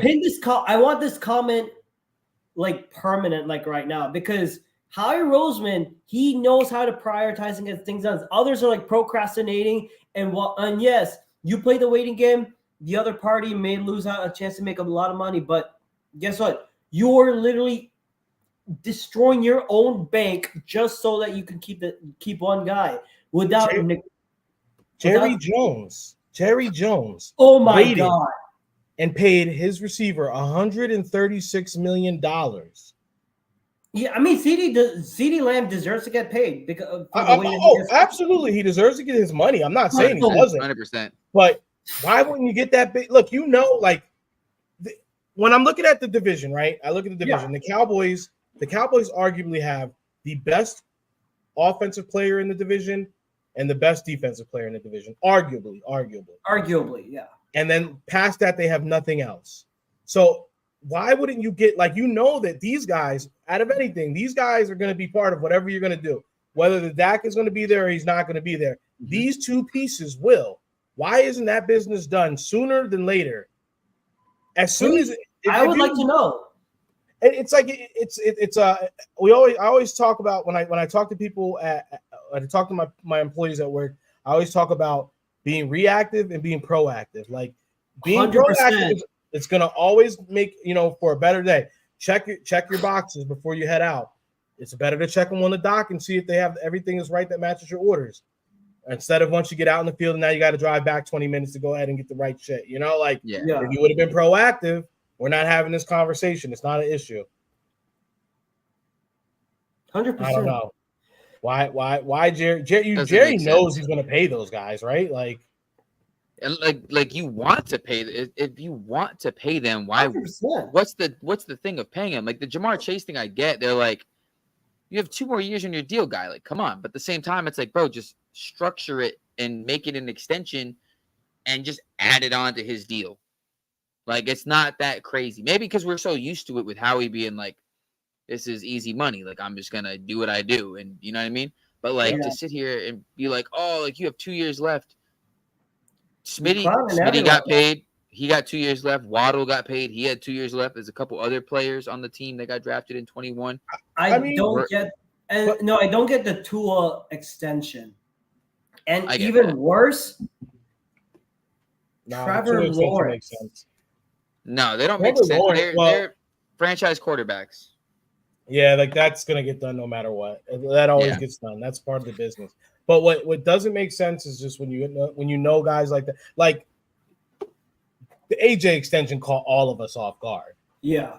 We were like, makes a hell of a lot of sense though when you know that Mhm. when you start seeing numbers like 136, 120, blah blah. It's like, well, maybe I don't want to pay this. This guy's going to be due for it. Maybe by the time AJ's deal's done, we're talking about 160, 170. Yeah. Especially if he's continues to play at the level he's only gonna. He could have a better year this year than he had last year and the year before that. And then he's due for a contract. Yeah, 170 won't sound that crazy. Yeah. No. Get the deal done 2 years, 3 years early. You know what, AJ, man? You're a baller. You're everything. You're a leader to this team. Let's get you paid now. So we're not having these issues. Howie, man, he gives you some more guaranteed money, man. Keep you happy, The Smitty contract is going to hit us later, but we should be fine. We'll have 2 rings by then. We'll have 2 rings, and the salary cap will be a whole different conversation by then. 310 mil. And just like he already got AJ done, I'm sure Smitty will have some goodwill. He'll get done sooner than later as well. And what's even better, Jahan Dotson on that rookie contract, he has the option to pick up his 5th year and say, hey, if you're not doing well, they're gonna cut you right after your 2 years. If you think you're good, he might being the key word. We want to keep you around. Look, bro. Let's be honest. We're gonna keep you. And look, this goes back. This goes back to the convo we've had about what's gonna happen with the coaching situation. Yeah, guys want to stick around with good teams. It's like we've seen what's his name stay with the Chiefs all this time. Who stayed? DeMeco didn't end up losing his coordinator, did he? DeMeco Ryans went. No, he left. No, his offensive coordinator. The offensive coordinator for the Niners. Yeah, no, the offensive coordinator for the Texans. He stayed, didn't he? Oh no, Bobby Slowick. Bobby Slowick is still there. He stayed. Yeah. And so was Ben Johnson with the Lions. Exactly. Why? We have a chance to do something here, gentlemen. We have winning culture. We have a great staff. It's a winning situation. I could see in the next 2 seasons, maybe we win a Super Bowl together. I see what we have here is better than anything out on the horizon. Kellen Moore, and I said this in the group chat. This is the last thing I'm going to say tonight. I said this in the group chat. Kellen Moore is a young man. What is he, 30, 34, 33? 36. Kellen can go ahead and have a full Eagles career, a decade with the Birds, and be like early 40s, and then go on to have a whole nother head coaching career after he does greatness with the Birds. Yeah, they win a Super Bowl this year. You think that guy wants to hurry up and run out after knowing how cold it is out there? I'll add another point to that. You've seen how dysfunctional Dallas was. You've seen, I'm not going to call the LA Chargers dysfunctional, but you've seen how that organization is ran.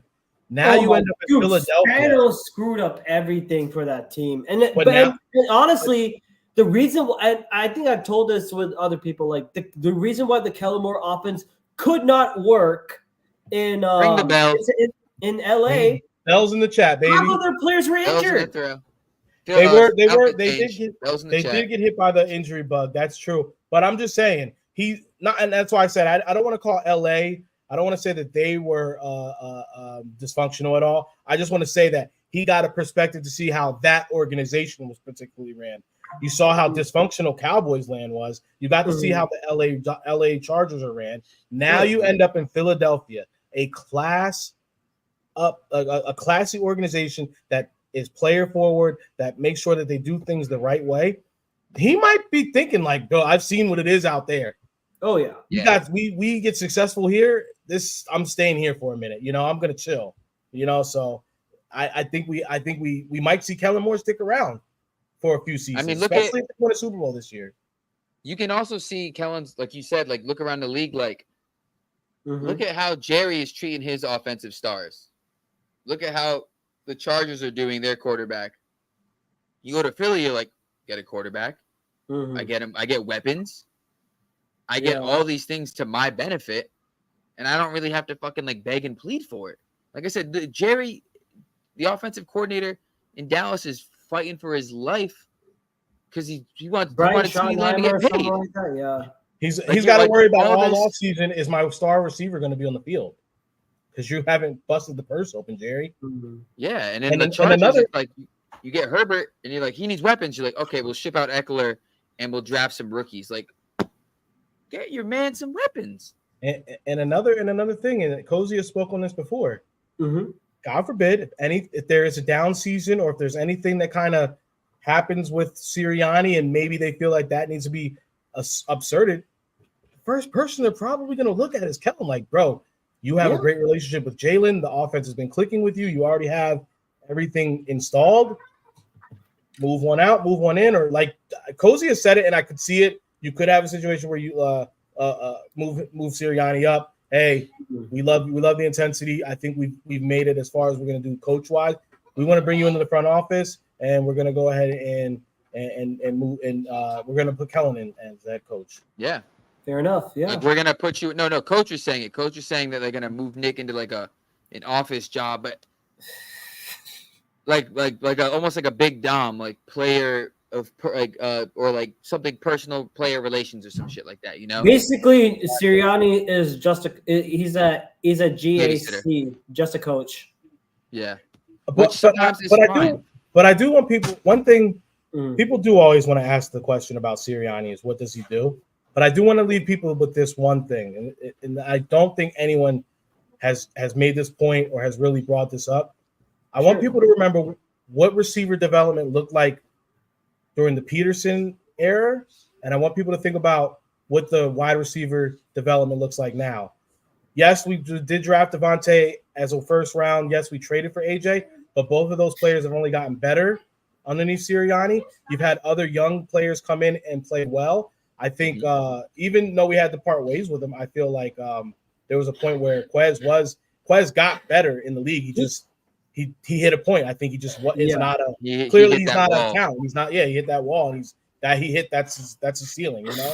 But players, wide receiver development has been better in Philadelphia since Sirianni arrived, and that was one thing that he's been great at. Yeah, because Sirianni was a wide receiver coach under Frank Reich back in, I believe, during his time in with the Colts. Yep. Yeah. That's what I'm saying. We've had the same wide receiver coach for years through multiple tenures, Aaron Moorhead. He's been there for years, and it's like something changed when Sirianni stepped in the building. And obviously, you know, it is – you could also attribute to Hurts and A.J. Brown being that thing, but you can't just be like, it's all this, it's all that. But I do think Sirianni does play a role in the development of wide receivers, and whether it be making them comfortable in the offense and doing all these, you know, other things that just help them grow with the team, it makes them more comfortable.